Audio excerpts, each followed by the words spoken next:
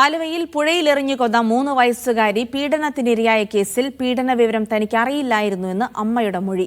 കുട്ടിയെ കൊലപ്പെടുത്താൻ കാരണം ഭർത്താവിനോടും വീട്ടുകാരോടുമുള്ള ദേഷ്യമെന്ന് മൊഴി നൽകി. പ്രതിക്ക് മാനസിക പ്രശ്നങ്ങളില്ലെന്നാണ് പോലീസിന്റെ കണ്ടെത്തൽ. അമ്മയുമായി മൂഴിക്കുളം പാലത്തിൽ പോലീസ് തെളിവെടുപ്പ് നടത്തി.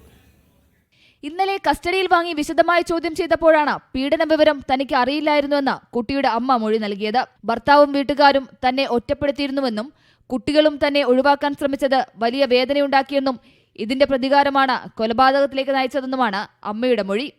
ഭർത്താവിന്റെ വീട്ടിൽ നിന്ന് മോശം അനുഭവം നേരിട്ടിരുന്നതായും പ്രതി പോലീസിനോട് പറഞ്ഞു. അതേസമയം അമ്മയ്ക്ക് മാനസിക പ്രശ്നങ്ങൾ ഇല്ലെന്നാണ് പോലീസിന്റെ കണ്ടെത്തൽ. മുൻപ് കുട്ടികളെ കൊലപ്പെടുത്താൻ ശ്രമിച്ചുവെന്ന മൊഴിയും വാസ്തവമല്ലെന്ന് പോലീസ് കണ്ടെത്തി. പ്രതിയുമായി പോലീസ് മൂഴിക്കുളം പാലത്തിൽ തെളിവെടുപ്പ് നടത്തി.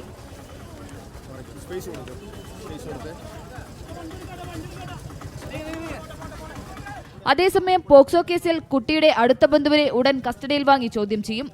അമ്മയെയും ബന്ധുവിനെയും ഒരുമിച്ചിരുത്തി ചോദ്യം ചെയ്യാനും പോലീസ് ആലോചിക്കുന്നുണ്ട്. മീഡിയ 1 കൊച്ചി.